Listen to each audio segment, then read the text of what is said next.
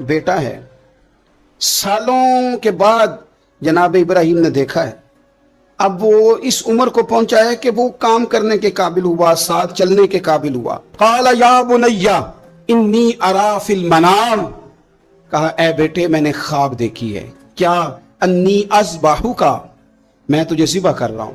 فانظر ماذا تری, بیٹے تیری رائے کیا ہے؟ شیطان بڑا سر پٹایا, دوڑا. میں نے تو گمراہ کرنا تھا آدم کی اولاد کو, یہ کیا بنا؟ اللہ کی رضا کے لیے بیٹا تک قربان کرنے کو تیار ہو گئے. دوڑ کے جناب ہاجرہ کے پاس گیا. پتہ ہے آج کیا ہونے لگا ہے؟ پتہ ہے جناب خلیل کہاں لے گئے ہیں جناب اسماعیل کو؟ کہنے لگے سیر و تفریح کے لیے گئے ہیں, یہی ہیں. کہنے لگے نہیں, وہ تو ذبح کر دیں گے. جناب ہاجرہ کہنے لگی کبھی باپ نے بھی بیٹے ذبح کیے؟ کہا ان کا گمان ہے کہ رب کا حکم آیا ہے. فرمانے لگی تم مردود شیطان ہے, اللہ کے نبی کا گمان نہیں ہوتا, رب کے نبی کو وحی آیا کرتی ہے. دوڑ جا ادھر سے. اگر میرے مالک نے میری گود کا پالا مانگا ہے تو ایک اسماعیل ہے, کاش میری گود میں ہزاروں ہوتے, میں ایک ایک کر کے سارے اپنے رب کے نام پہ قربان کر دے. دوڑ کے آیا جناب اسماعیل علیہ السلام. پتہ ہے آپ کے والد کہاں لے جا رہے ہیں؟ فرمایا یہیں سیر کے لیے. کہنے لگے نہیں,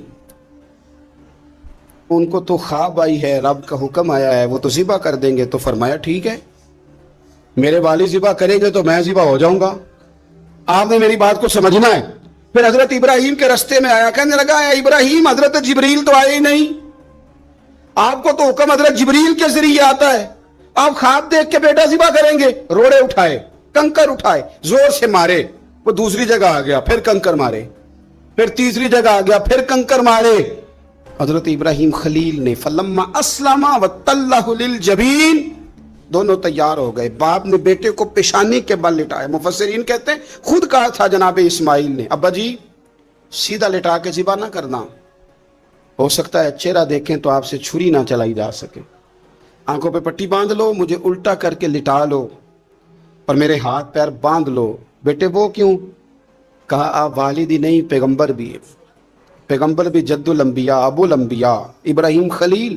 ایسا نہ ہو کہ میں موت آتے وقت تڑپوں تو کچھ خون اڑے, تو میں اللہ کے نبی کی بے ادبی نہیں کرنا چاہتا, مجھے ذرا باندھ لے. باپ نے بیٹے کو باندھا, چھری پکڑ لی اور گردن پہ چلائی. فلما اسلم وتلہ للجبین, آپ کبھی مزہ تو لے ان آیتوں کا. دونوں تیار ہو گئے, باپ نے بیٹے کو گردن کے بل لٹا لیا. وَنَادَيْنَاهُ أَن يَا إِبْرَاهِيمُ, رب فرماتے ہیں ہم نے آواز دی اے ابراہیم.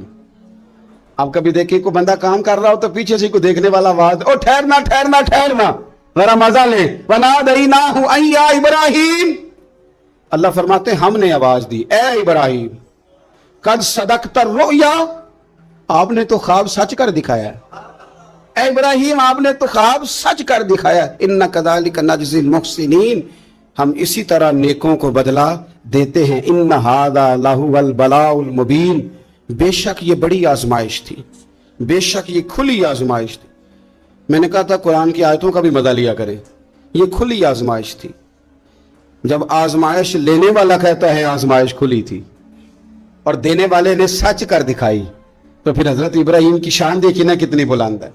لینے والا کہتا ہے آزمائش کھلی تھی. وَفَدَيْنَاهُ بِذِبْحٍ عَظِيمٍ, اور ہم نے انہیں بچا لیا فدیے میں عظیم ذبیحہ دے کر. اللہ نے نا پھر دمبا بھیجا جنت سے. حضرت ابراہیم نے چھری چلا دی تھی, روکی کوئی نہیں, چھری چلا دی, اور جب پوری طرح ذبح ہو گیا تو آنکھیں کھولی تو آپ نے دیکھا کہ نیچے دمبا ذبح ہوا پڑا ہے اور جناب اسماعیل دور کھڑے مسکرا رہے ہیں. تو حضرت ابراہیم کی زبان سے نکلا اللہ اکبر, اللہ اکبر.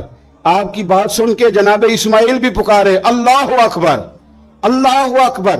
یہ لفظ سنے تو حضرت جبریل بولے, کہنے لگے لا الہ الا اللہ واللہ اکبر. جب انہوں نے یہ کہا تو حضرت سیدنا ابراہیم پھر بولے, کہنے لگے اللہ اکبر وللہ الحمد. اللہ کو یہ لفظ بھی بڑے پیارے آئے. فرمایا پڑھو نا 9 ذی الحج کی فجر سے لے کر 13 تک پڑھو نا ذرا سارے, اللہ اکبر اللہ اکبر لا الہ الا اللہ واللہ اکبر اللہ اکبر وللہ الحمد. فرمایا یہ پڑھتے رہو. انہوں نے پڑھے تھے مل کے تو مجھے بڑے پیارے لگے. فرمایا ہم نے انہیں بچا لیا ایک فدیہ, عظیم فدیہ دے کے. وَتَرَكْنَا عَلَيْهِ فِي الْآخِرِينَ, اور ہم نے ان کے ذکر کو چھوڑا ہے آنے والوں کے لیے. کیا لفظ ہے قرآن کے, قربان ہونے کو دل کرتا ہے. یہ بات بیان کر کے پتہ کیا فرمایا؟ رب نے فرمایا, رب نے فرمایا, خدا خود میر مجلس بود, رب کریم نے فرمایا. کیا فرمایا؟ فرمایا سلام علی ابراہیم. قربان جائیں, سلام علی ابراہیم. کیا بات کہاں ختم ہو رہی ہے, کہاں پہنچ رہی؟ کیا انداز؟ سلام علی ابراہیم, سلام علی ابراہیم. فرمایا سلام ہو ابراہیم پر. جناب ابراہیم علیہ السلام نے اعلاء کلمت الحق کے لیے بہت بڑا کردار ادا کیا. نمرود جیسے بادشاہ کے سامنے کھڑے ہو کے, اس کی حکومت ہے, اس کی طاقت ہے, اور وہ اس نشے میں اتنا مست ہو گیا ہے کہ معاذ اللہ اس نے خدا کہلوانا شروع کر دیا ہے. اس کے دربار میں کھڑے ہو کے اس کے ساتھ گفتگو کرنا اور اس کے سوالات کے جوابات دینا. اللہ کے پیارے محبوب علیہ السلام نے فرمایا افضل جہاد ہے ظالم بادشاہ کے سامنے کھڑے ہو کے حق کی بات کر دینا. یہ افضل ترین جہاد ہے. یہ بھی ایک مناظرہ ہے احقاق کے حق کے لیے نا, بحث کرنا, مناظرہ کرنا, یہ تو کتاب و سنت میں موجود ہے. لیکن کریں گے اہل علم. ہر آدمی اٹھ کے اگر مباحثے میں جائے گا تو بعض اوقات بہت ساری خطائیں پیش نظر ہوں گی. جناب ابراہیم علیہ السلام سامنے کھڑے ہیں, یہ خدا کہلواتا ہے. حضرت ابراہیم علیہ السلام سے اس نے رب کریم کی ذات کے بارے میں بات شروع کر دی. اللہ فرماتے ہیں الم تری الی الذی حاج ابراہیم فی ربہ, کہ آپ نے اس شخص کو نہیں دیکھا جو جناب ابراہیم سے جھگڑا کر رہا تھا ان کے رب کے بارے میں. اور جھگڑا کیوں کر رہا تھا؟ اس لیے کر رہا تھا کہ ان آتاہ اللہ الملک, اللہ نے اسے بادشاہی جو عطا فرمائی. کچھ لوگوں کو جب اعزاز ملتا ہے نا, بلندی ملتی ہے, مال و دولت ملتا ہے, تو جھگڑالو ہو جاتے ہیں, بڑے بڑے دعوے کرتے ہیں, بجائے شکر کے تکبر کا رستہ اختیار کرتے ہیں. جھگڑا کر رہا تھا جناب ابراہیم سے. اذ قال ابراہیم ربی الذی یحیی و یمیت, حضرت ابراہیم فرمانے لگے میرا رب وہ ہے جو زندہ کرتا اور مارتا ہے. وہ بحث کر رہا ہے, گفتگو کر رہا ہے آپ کے ساتھ. فرمایا میرا رب وہ ہے جو زندہ کرتا اور مارتا ہے. گویا جناب ابراہیم علیہ السلام اس سے کہہ رہے ہیں کہ تیرا تو اپنا وجود رب کے ہونے کی دلیل ہے. تو ایک نطفہ تھا اور اس سے اللہ تعالیٰ نے تجھے وجود دیا, تیرے اندر روح پھونکی, تیرا اتنا بڑا جسم قائم ہوا. رب وہ ہے جو زندہ کرتا اور مارتا ہے. قال انا احیی و امیت, کہنے لگا میں بھی زندہ کرتا اور مارتا ہوں. اس نے اس طرح کیا کہ دو بندے بلائے نمرود نے. ایک کو سزائے موت کا حکم ہو چکا تھا, اس کو کہنے لگا تجھے سزائے موت کی سنائی تھی نا, جا تو آزاد ہے. اور ایک بندہ بے گناہ تھا, اسے پکڑ کے قتل کر دیا, کہنے لگا دیکھو میں بھی مارتا اور زندہ کرتا ہوں. حالانکہ قتل کر دینے اور چھوڑ دینا اس میں اور زندگی اور موت دینے میں کتنا بڑا فرق ہے. حضرت ابراہیم سمجھ گئے کہ بندہ موٹے دماغ کا ہے. کچھ لوگ موٹے دماغ کے ہوتے ہیں, بلا وجہ بحث کرتے رہتے ہیں. حضرت سعدی شرازی رحمۃ اللہ علیہ نے کیا خوب بات کہی. آپ فرمانے لگے 40 عالم بیٹھے ہوں, ایک دلیل سے انہیں چپ کرایا جا سکتا ہے, لیکن ایک جاہل بیٹھا ہو نا تو وہ 40 دلیلوں سے بھی چپ نہیں کرتا, کیونکہ جاہل ہے نا. علماء کے سامنے آپ دلیل بیان کریں گے تو 40 علماء بھی ہو تو ایک دلیل سے چپ کر دیں گے تو جو ہے جاہل. وَإِذَا خَاطَبَهُمُ الْجَاهِلُونَ قَالُوا سَلَامًا, یہ دلیل بھی اس کی بڑی کچی تھی, بڑی نکمی تھی. اب حضرت ابراہیم نے نا اس پر ایک اور مناظرانہ گرفت فرمائی. آپ فرمانے لگے اچھا, قال ابراہیم فإن اللہ یأتی بالشمس من المشرق فأتی بها من المغرب. فرمایا میرا رب وہ ہے جو سورج کو مشرق سے نکالتا ہے, تو اس طرح کر مغرب سے نکال دے. اگر تیرا بھی یہی دعویٰ ہے تو مغرب سے نکال دے. فبہت الذی کفر, تو رب فرماتا ہے کہ میرے خلیل کی بات سن کے کافر کے ہوش ہی اڑ گئے, اس کے ہوش اڑ گئے. جب حق کی بات ہوتی ہے فبہت الذی کفر, ہوش اڑ گئے اس کے, وہ تو حواس باختہ ہو گیا کہ یہ کیا بات کر دی. واللہ لا یہدی القوم الظالمین, اسے ہدایت پھر بھی نہیں آئی. کیوں؟ کہ اللہ ظالموں کی قوم کو ہدایت نہیں دیتا, ہدایت نصیب نہیں ہوئی. ہوش اس کے اڑ گئے. جناب ابراہیم علیہ السلام نے ایسی دلیل دی رب کی ذات کے بارے میں, رسول پاک کی عزت کے بارے میں, صحابہ کے بارے میں, اہل بیت کے بارے میں, دین کے کسی معاملے میں احقاق حق کے بارے میں, ہمیں یہ پیغام دیا گیا کہ جگہ کوئی بھی ہو، مقام کوئی بھی ہو، وقت کوئی بھی ہو، جب تم نے دین کی بات کرنی ہے تو پھر تم نے نا ذرا تگڑے ہو کے کرنی ہے، پھر تم نے مضبوط ہو کے کرنی ہے، دلیل کے میدان میں پھر تم نے آگے بڑھنا ہے۔ جناب ابراہیم علیہ السلام کا اس موقع پر جب آپ کے ساتھ بظاہر کوئی غلاموں کی فوجیں نہیں، امتیوں کی لمبی چوڑی قطاریں نہیں، وہاں بھی کھڑے ہو کے آپ نے فرمایا کہ تو جو دعوے کر رہا ہے تو جھوٹے کر رہا ہے، کائنات میں ایک ہی رب ہے جو سچا رب ہے، ایک ہی کائنات کا مالک ہے جو سچا ہے، ایک ہی رازق ہے جو سچا ہے، اس کے سوا کوئی عبادت کے لائق نہیں، وہی ہے جو اس قابل ہے کہ اسے چاہا بھی جائے، اسے سجدہ بھی کیے جائے، اس کی بارگاہ میں جھکا بھی جائے، اسے معبود بھی جانا جائے، اسے رازق بھی مانا جائے، اس سے پیار بھی کیا جائے، اسی کے لیے جیا جائے، اسی کے لیے انسان دنیا سے جائے۔ اللہ تبارک و تعالی ہمیں بھی حضرت ابراہیم کی طرح حق کا علم بلند کرنے کی توفیق عطا فرمائے۔ حضرت ابراہیم علیہ السلام نے نا اپنی ساری حیات مبارکہ لوگوں کو دین کا صحیح سبق پڑھاتے گزاری۔ عقائد جو ہوتے ہیں نا ان کی پختگی انسان کو پختہ کرتی ہے۔ جب تک لوگ نظریاتی طور پر پختہ نہیں نہ ہوتے وہ زندگی میں کسی شعبے میں بھی مومن بن کے وقت نہیں گزار سکتے۔ لوگوں کا عقیدہ توحید و رسالت اگر پختہ ہو جائے، عقیدہ توحید و رسالت اگر مضبوط ہو جائے تو یہ جتنے لوگ پریشان ہوتے ہیں کہ پتہ نہیں کو جادو آ گیا ہے، پتہ نہیں کو سازش ہو گئی ہے، پتہ نہیں کو نظر لگ گئی ہے، پتہ نہیں فلانا میرے خلاف کیا کر رہا ہے، ان ساری آزمائشوں سے بندہ باہر آ جاتا ہے، عقیدہ ہی بڑا مضبوط ہے۔ اور جب انسان ڈرنے لگ جاتا ہے سانپ سے تو پھر ایک وقت آتا ہے وہ رسیوں سے بھی ڈرتا ہے۔ حضرت ابراہیم علیہ السلام ہوں یا جتنے بھی انبیاء کرام گزرے ہیں یا جتنے بھی ہمارے پاس آسمانی وحی کی تبلیغ کرنے والے نبی گزرے ہیں، ان سب نے عقیدہ توحید کی مضبوطی لوگوں کو سکھائی۔ کچھ عرصے سے لبرل لوگوں نے اور بعض دین بیزار لوگوں نے اس طرح کر کے دین بیان کرنا شروع کیا ہے کہ ایک پورا فتنہ دنیا کے اندر آ گیا ہے۔ وہ فتنہ کون سا ہے؟ عقل کو زیادہ استعمال کرنے کا فتنہ، کہ یہ چیز میری عقل نہیں مانتی لہذا میں قبول نہیں کرتا۔ وہ لوگ پھر آہستہ آہستہ دور نکل جاتے ہیں۔ دین اسلام روحانی دین ہے، تو بعض عقلی دلائل جن سے بندے کو پوری طور پر سمجھایا جا سکے، سکھایا جا سکے، حضرت ابراہیم علیہ السلام ان کا بار بار بیان فرماتے ہیں۔ دیکھیں، رب وہ ہوتا ہے جو حی بھی ہو قیوم بھی ہو۔ رب کی شان یہ ہے نہ اسے نیند آتی ہے نہ اسے اونگ آتی ہے۔ رب کی شان یہ ہے کہ وہ ہر وقت، ہر لمحہ، ہر گھڑی اپنے بندوں کو دیکھتا ہے۔ وہ ہر ایک کی ضروریات سے آگاہ ہے، کسی کو کتنا چاہیے، کب چاہیے، کیا چاہیے، مالک ہر وقت جانتا ہے۔ اللہ تبارک و تعالی اپنے بندے کے سکھ سے، دکھ سے، آزمائش سے، امتحان سے، کامیابی سے، ہر چیز سے آگاہ ہے۔ تو رب ہو بھی وہی سکتا ہے کہ جو اتنی طاقتوں کا مالک ہو۔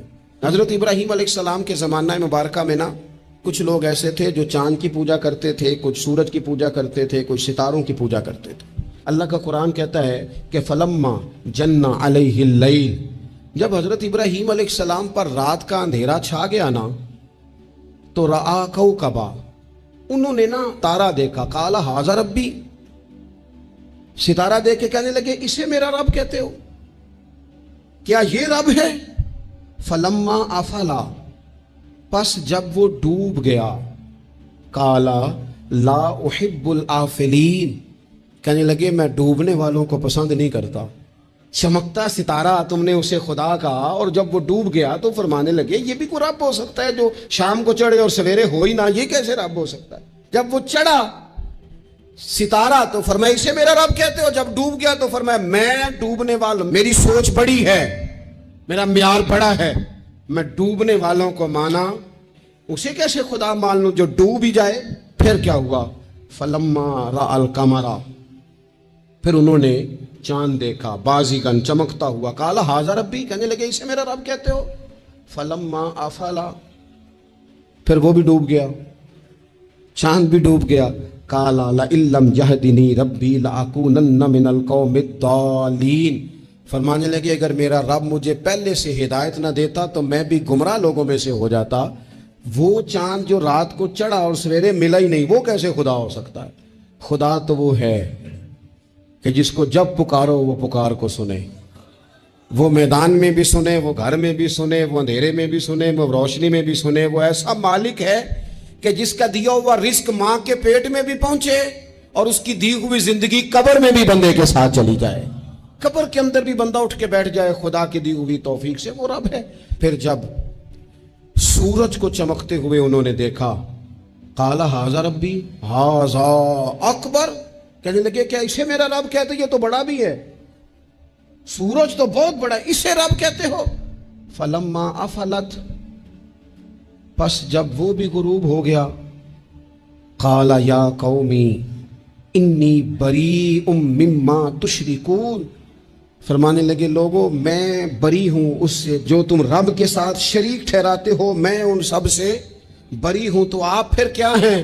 کہنے لگے انی وجہت وجہی للذی فطر السماوات والارض حنیفا وما انا من المشرکین، کہنے لگے میں نے ہر باطل سے جدا ہو کے اپنا منہ اس رب کی طرف کر لیا ہے جو زمین و آسمان کو پیدا کرنے والا ہے، اور میں مشرکوں میں سے نہیں ہوں، میں نے اپنا منہ اپنے رب کی جانب کیا، میں نے اپنی توجہ اس طرف کی ہے جو زمین و آسمان کو پیدا کرنے والا ہے۔ تو حضرت ابراہیم علیہ السلام بار بار اپنی قوم کو نشاندہی کرتے، بتاتے کہ یہ جن چیزوں کو تم رب مانتے ہو یہ اس قابل نہیں ہے، اور آپ نے اس کے کئی مظاہر بیان کیے، کئی آپ نے ان سے کہا کہ ان بتوں کی پوجا کرتے ہو جو نہ نفع دے نہ نقصان دے، ان کے سامنے جھکتے ہو، نہ تمہاری آواز سنے نہ بات سنے۔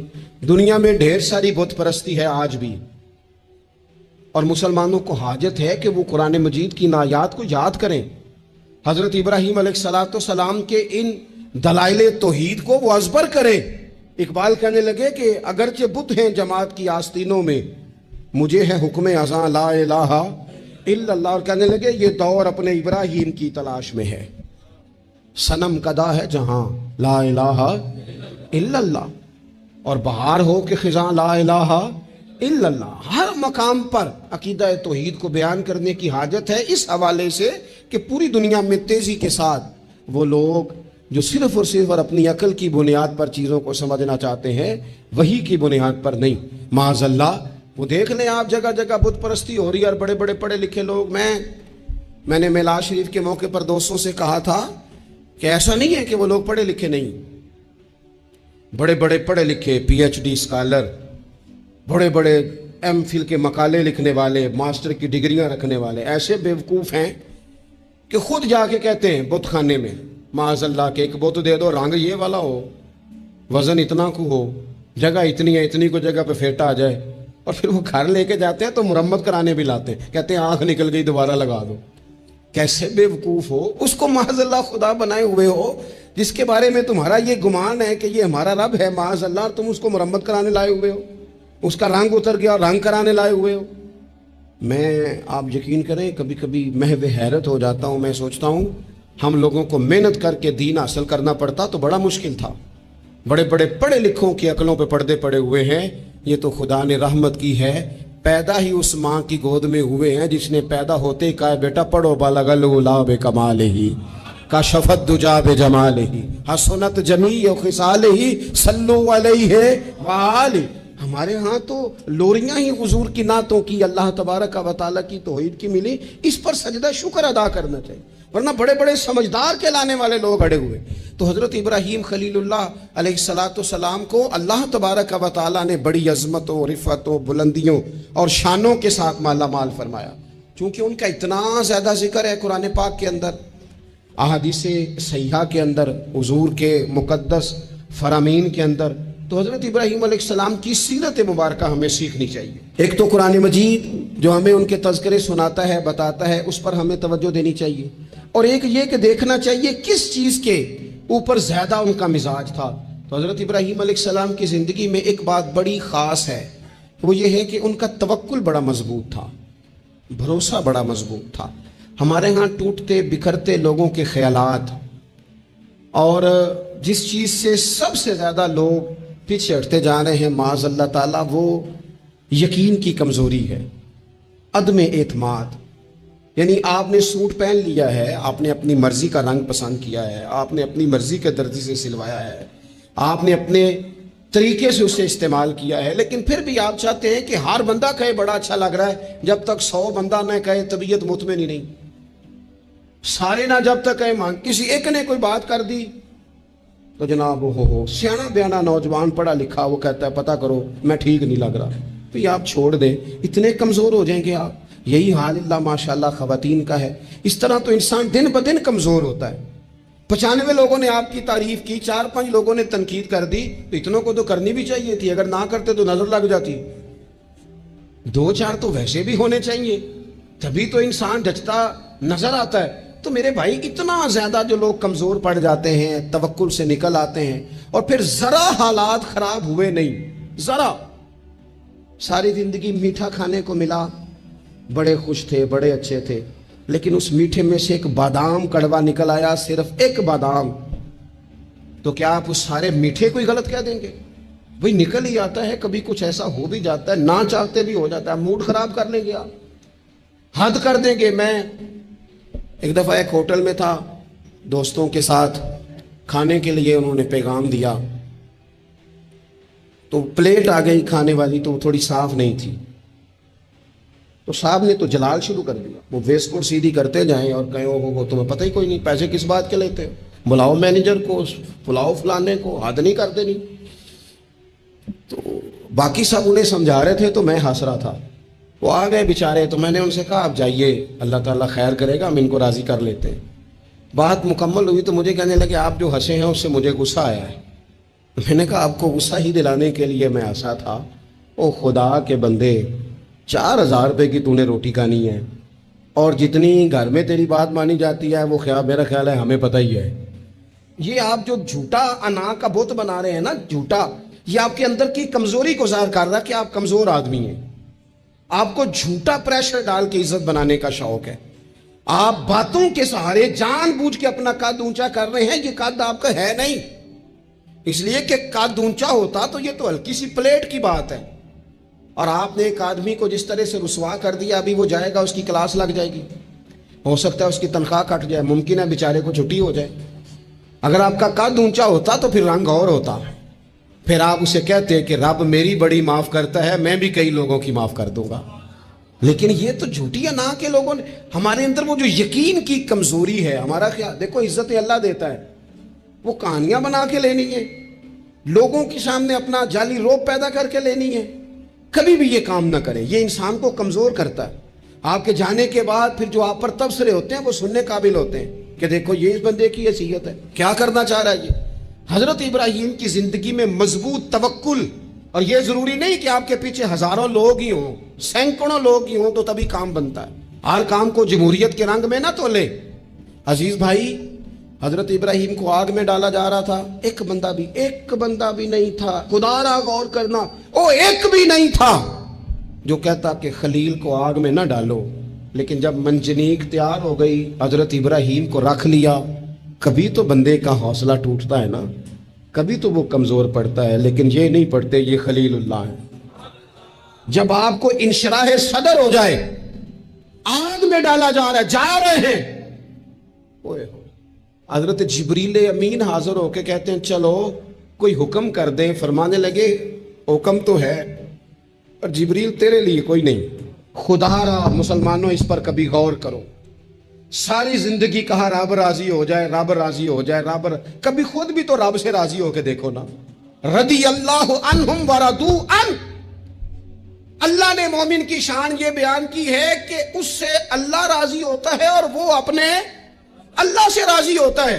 صحابہ سے اللہ راضی تھا اور صحابہ بھی اپنے اللہ سے۔ حضرت سفیان ثوری دعا مانگ رہے تھے، یا اللہ راضی ہو جا، یا اللہ راضی ہو جا، یا اللہ راضی ہو جا، تو حضرت رابعہ بصریہ پردے کے پیچھے تھی، انہیں جلال آ گیا، کہنے لگی سفیان بس کر۔ آپ کہنے لگے رابعہ تجھے کیا ہوا، تو کیوں غصہ کر رہی ہے؟ کہنے لگی اپنے رکھ ہاتھ سینے پر اور بتا تو اپنے رب سے راضی ہے؟ تو روز کہتا ہے فلاں شے چاہیے فلاں، پہلے تو راضی ہو نا۔ فرمانے لگی تو ہی آج تک راضی نہیں، پہلے تو کہہ مالک تو نے جس حال میں رکھا ہے میں راضی ہوں، تو راضی ہو، وہ تو کریم ہی بڑا ہے، تیرے 2 آنسوؤں سے بھی راضی ہو جائے گا، تو ہی نہیں راضی ہو رہا۔ آپ ذرا اس کا ذائقہ لیں۔ حضرت جبریل امین علیہ السلام نے کہا کوئی حکم، فرمایا تیرے لیے کوئی حکم نہیں۔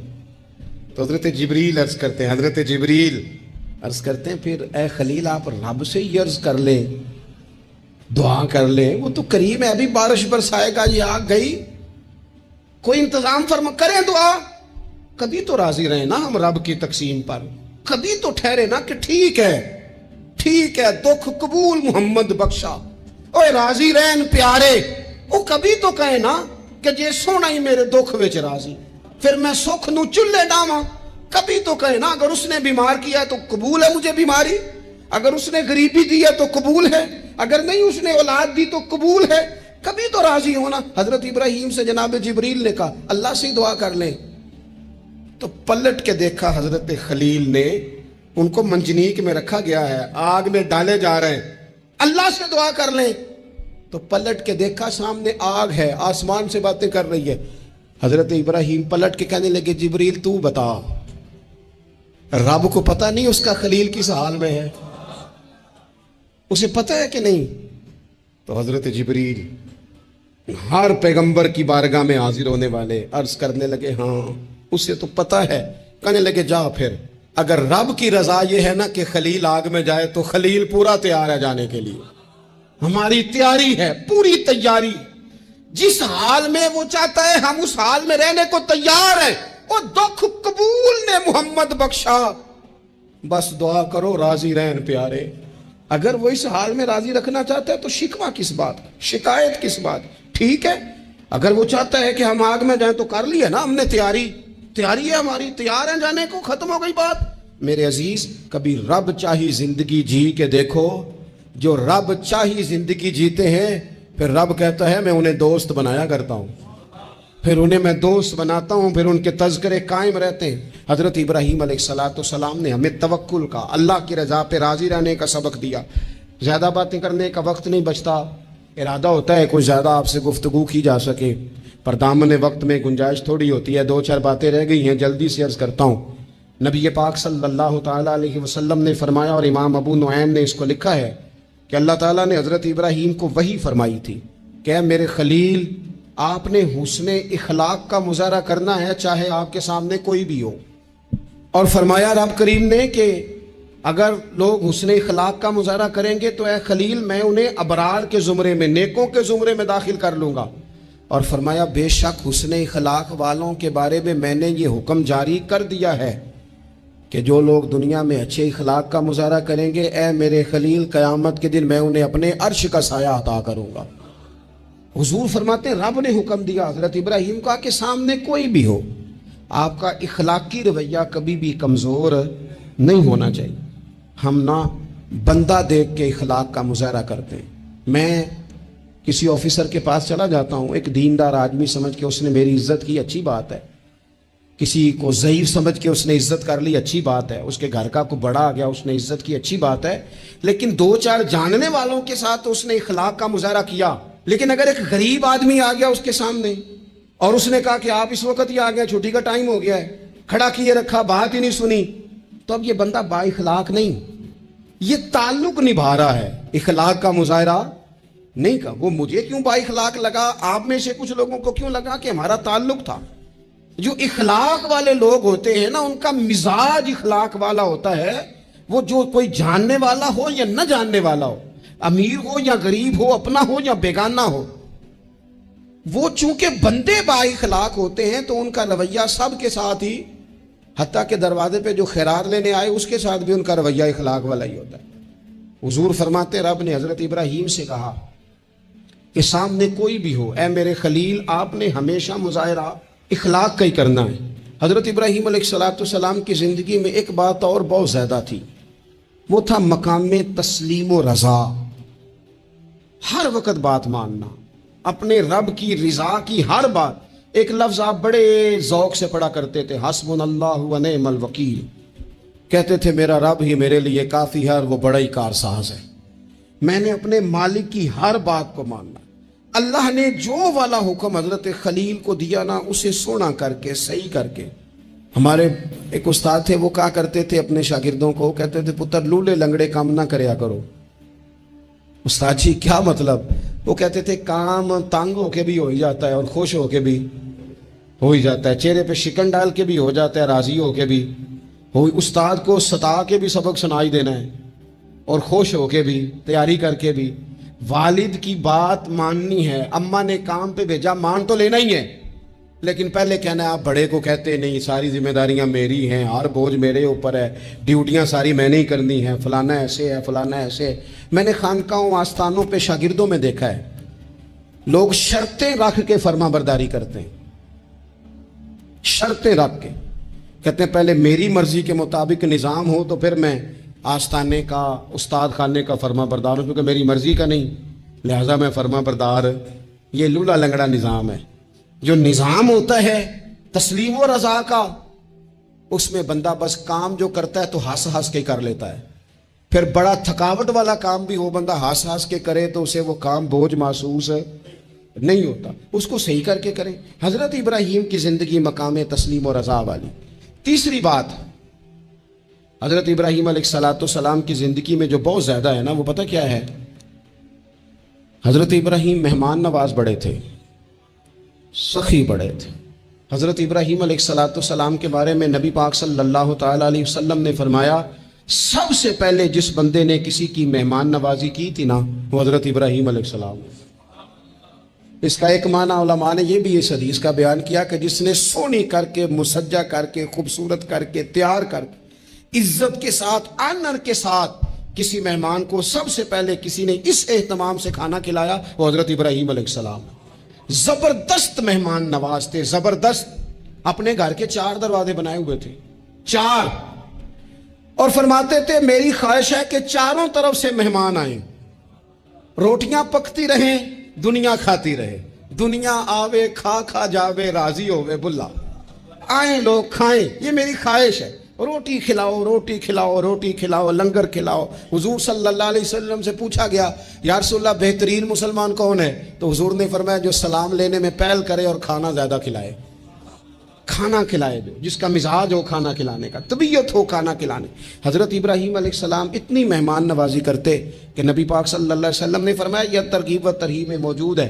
حضور علیہ السلام نے فرمایا کہ اللہ تعالیٰ نے حضرت ابراہیم علیہ السلام سے ایک دفعہ فرمایا ابراہیم یہ جو آپ کو اپنا خلیل بنایا ہے نا, یہ اس لیے بنایا ہے کہ آپ کے دل مخلوق کے حق میں بڑے نرم ہیں, آپ مہمان نوازی بڑی کرتے ہیں, اور کبھی کبھی مشکل حالات ہوتے ہیں نا, ٹف حالات, ان میں بھی مہمان نوازی کرتے, ان میں بھی پانی پلاتے, کھانا کھلاتے, لوگوں کو اس دور کی ضروریات کے مطابق لوگوں کو دیکھتے. ہمارے نا پورا باب ہے حدیث پاک میں بخاری مسلم میں کہ بندہ ہمیشہ دل کا غنی ہوتا ہے. دلوں میں کبھی گنجائش بن جائے نا, دلوں میں, تو جیبوں میں بھی اللہ بنا ہی دیتا ہے. اپنے دلوں میں گنجائش بنائیں لوگوں کے لیے, اپنی طبیعتوں میں گنجائش. ہماری طبیعتوں میں گنجائش نہیں ہوتی. اللہ تعالیٰ بعض بندوں کو نواز دیتا ہے, انہیں چاہیے کہ وہ گنجائش رکھیں, کشادہ کریں اپنے دل کو, سینے کو. حضرت ابراہیم علیہ السلام نے نا ایک دفعہ قحط ہو گیا تھا, تو مہمان تو اب آئے بیٹھے تھے, بلکہ ان دنوں میں مہمان زیادہ بڑھ جاتے ہیں, کئی دفعہ زیادہ لوگ آ جاتے ہیں. اب وہ قحط کا زمانہ تھا, بہت ساری جگہوں پہ فصل ہی نہیں تھی, اناج ہی نہیں تھا, تو مہمان زیادہ ہو گئے. اب حضرت سارہ جناب ہاجرہ گھر میں موجود ہیں اور لوگوں کی لائنیں لگی ہوئی. حضرت ابراہیم علیہ السلام کا مصر میں ایک دوست تھا, حضرت حکیم الامت نے اس کو لکھا ہے. آپ نے نا اس کو کچھ سامان بھیجا, بوریاں بھیجی. فرمایا یار تیرے پاس گندم ہے تو ذرا گندم کی بھر دے بوریاں, مہمان بڑے آ گئے ہیں, روٹی کھلانی ہے لوگوں کو. حضرت ابراہیم نے وہ چند بوریاں اپنے اس مصری دوست کی طرف بھیجیں کہ گندم کی بھر دو, مہمان زیادہ آ گئے ہیں تو یہاں تو قحط ہے. اب وہاں جب گئے لینے کے لیے خدام اونٹ لے کے بوریاں لے کے, تو اس نے کہا جی غلہ تو یہاں بھی ختم ہو گیا, اب یہ خالی بوریاں لے کے واپس آ رہے ہیں.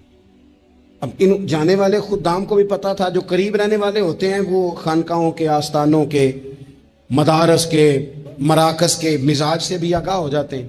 ان کو پتا تھا کہ اب مہمان تو بیٹھے ہیں بیسیوں, درجنوں, سینکڑوں, تو سب کو پتا ہے کہ بھئی گندم آ رہی ہے, مصر سے آنا ہے تو کھانا ملنا ہے. اب بوریاں جب خالی آئیں گی تو بڑا مسئلہ بن جائے گا, ان کے تو دل کمزور پڑ جائیں گے. انہوں نے کہا کہ تسلی دیتے ہیں, ان کو تسلی دیتے ہیں. رستے میں نا کچھ ریت بوریوں میں بھر لی تاکہ فوری طور پہ دیکھنے والے پریشان نہ ہوں. ریت بھر کے لے جاتے ہیں اور پھر جا کے آرام سے رکھ دیں گے. پھر حضرت ابراہیم سے گزارش کریں گے, غلہ نہیں ملا, وہ ایک خوبصورت سا آواز کریں گے، لوگوں کو دلوں کو تسلی ہو جائے گی اور پھر اگلا بندوبست کر لیں۔ اب وہ بوریاں ساری کی ساری ریت سے بھری رکھی۔ حضرت مفتی احمد یار خان صاحب رحمۃ اللہ علیہ نے لکھا ہے کہ وہ بوریاں لا کے جب لوگوں نے آتے دیکھی بوریاں تو طبیعت لوگوں کی کئی دنوں کا کھانا نہیں کھایا تھا حشاش بشاش ہو گئی، بچے بوڑھے بیمار سبھی کے دل تسلی میں آ گئے کہ آج کھانا ملے گا۔ بوریاں ایک کونے میں رکھ دیں۔ حضرت ابراہیم آرام فرماتے کہیں یا کسی ذکر و فکر کی مصروفیت میں مشغول تھے، ظاہراً انہیں بتایا نہ گیا۔ اب وہ جہاں گندم رکھی جاتی تھی وہاں جا کے وہ ریت کی بوریاں رکھ دیں، وہ خدام وہاں سے ہٹ گئے چونکہ وہ گھر کا حصہ تھا۔ اب جناب ہاجرہ حضرت سارا اٹھیں، ریت والی بوریاں جب کھولیں تو بہترین گندم نکلی اندر سے۔ اللہ تعالیٰ جب رزق دیتا ہے تو پھر بغیر، اور واللہ خیر الرازقین، بہترین رزق دینے والا اللہ ہے، سب سے بہتر رزق دینے والا۔ وہ کھولا ان کو، بہترین گندم نکلی، انہوں نے فوراً کنیزیں جو تھے ان کو بلایا، گندم پیس لی گئی، اسی وقت کھانا پکنے لگا۔ حضرت ابراہیم تشریف لائے، کھانا چل رہا ہے، لوگ لنگر کھا رہے ہیں۔ اب وہ خدام بھی پریشان تھے کہ بھئی ہم تو لائے تھے ریت، یہ گندم کیسے آ گئی؟ حضرت سارا اور جناب ہاجرہ قریب آئیں تو خواتین بعض اوقات گھر والوں کو گائیڈ کرتی ہیں کہ یہ والی سبزی بڑی اچھی تھی، یہ والے چاول بڑے اچھے ہیں، یہ جو گندم آپ لائیں یہ بڑی اچھی ہے۔ تو وہ تھوڑی سی گندم ہاتھ میں پکڑی جناب ہاجرہ نے، جناب سارا نے، حضرت ابراہیم کے سامنے کر کے کہا یہ جو آپ کا مصری یار ہے نا، یہ جو مصری یار نے گندم بھیجی ہے نا، مصری یار نے، کیا بات ہے، خوشبو بھی اعلیٰ ہے، پکانے میں بھی اچھی ہے، 2 لقمے روٹی کے چکے ہیں، ذائقہ بھی کمال ہے، یہ جو آپ کا مصری یار ہے۔ حضرت ابراہیم کہنے لگے چپ کر جا، یہ مصری یار نے نہیں بھیجی، یہ میرے عرشی یار نے بھیجی ہے۔ وَاتَّخَذَ اللَّهُ إِبْرَاهِيمَ خَلِيلًا، وہ جس نے کہا ہے نا ہم نے ابراہیم کو گہرا دوست بنا لیا ہے، یہ اس نے بھیجی ہیں۔ اس کو پتا تھا کہ جناب خلیل نے کوئی ذات کے لیے نہیں منگائی، اسی کی مخلوق کے لیے منگائی ہے، تو یہ عرشی یار نے بھیجی ہیں، عرشی یار نے۔ اور فرمایا جب عرشی یار بھیجے تو پھر کسی قسم کی کوئی کمزوری باقی رہتی نہیں ہے۔ اپنی زندگی حضرت ابراہیم نے ساری مقام تسلیم و رضا میں گزاری۔ میری آپ حضرات سے گزارش ہے، میں کئی جمعوں سے کہہ رہا ہوں، اس لیے کہہ رہا ہوں کہ میرے پاس لوگ آتے ہیں دعاؤں کے لیے، کہہ دیتے ہیں اچھا آدمی جان کے، لوگ بڑے پریشان ہیں، غریبی، کمزوری، مہنگائی، اس کے علاوہ بھی کچھ آزمائش رہتی ہے لوگوں پر۔ ہر آدمی ہی محنت کرتا ہے لیکن ضروری نہیں سب کی محنت برابر بھی ہو۔ اللہ تعالیٰ نے بعض لوگوں کو بعض کا ذریعہ بنایا ہوتا ہے، دلوں کو کبھی تنگ نہ کرے، طبیعتوں میں کبھی تنگی پیدا نہ کریں۔ اور سب سے ضروری بات جو اس ساری گفتگو کے بعد آپ سے عرض کرنی ہے، دنیا داروں سے امیدیں نہ لگائیں، غریبوں سے، کمزوروں سے عرض کروں گا کہ امیدیں، ذریعہ دنیا دار بنیں گے لیکن وہ بھی جب رب چاہے گا۔ اپنی امیدیں اپنے رب کریم سے وابستہ کریں، اس لیے کہ رب جب بندوبست کرتا ہے تو پھر بغیر حساب کتاب بھی کرتا ہے، وہ سب سے بہترین اہتمام کرتا ہے۔ اپنی ساری آرزوؤں کا، ساری امیدوں کا، ساری خواہشات کا مسکن اپنے مالک کی ذات گرامی کو بنائیں۔ اللہ تبارک و تعالیٰ جب اپنے بندوں کو نوازے گا تو بڑے کرم سے، بڑے فضل سے، بڑی عطا سے نوازے گا۔ اللہ کریم ہمارے لیے عمل کا رستہ آسان کرے۔ آخر دعوایا ان الحمدللہ رب العالمین۔